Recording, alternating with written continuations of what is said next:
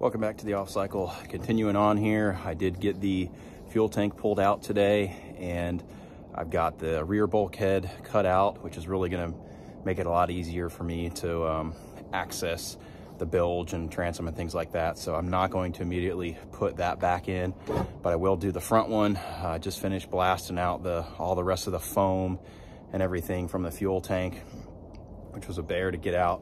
I just cut out the front bulkhead and about to pop that out. So we'll jump down there now and get that front bulkhead out. So I got the fuel tank out. It's mostly cleaned up. I did cut that back bulkhead out for now, just with the Sawzall, and then I go back with the angle grinder and cut the rest of that out and get it sanded down flush, but that's not a super big priority right now. And then we'll come down here to the front, and this is the front bulkhead. I can see further now where there is one layer, looks like one layer of 1708 or some kind of glass in there. Looks like 1708 without any chop strand on the back of it, because it's too thin to have chop strand on it. But just one layer of glass, and then of course nothing above that, nothing at all. There was just foam up against this wood.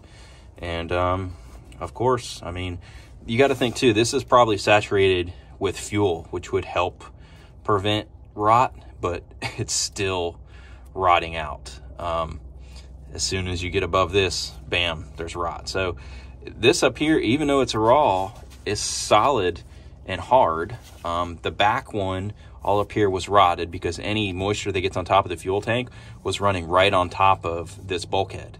So you had the tank was about level with this, and then you had a foam covering the gap between the tank and the bulkhead, and then all the moisture is just running to the top of the bulkhead.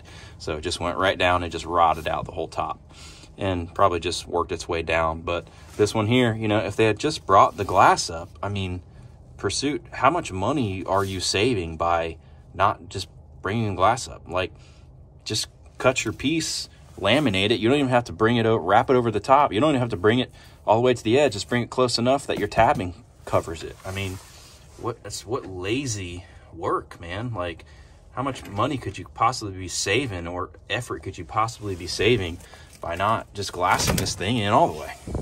I don't get it. It's just shoddy workmanship. And the same thing with this one.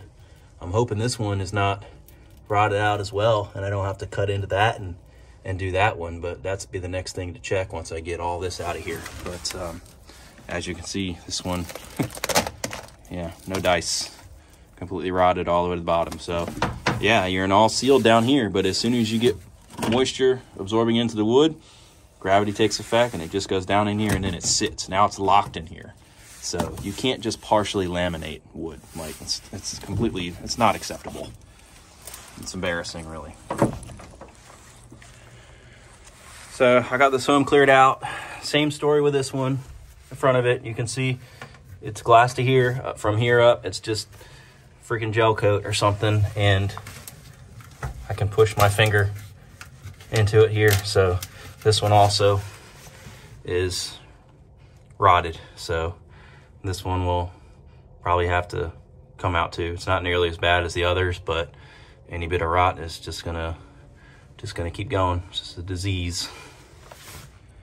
All right, I'm curious to see how the Pursuit fanboys are going to defend this, but this is where the front bulkhead was in front of the tank. That was only glassed up about 8 inches, maybe 10 inches, and then left as just raw plywood.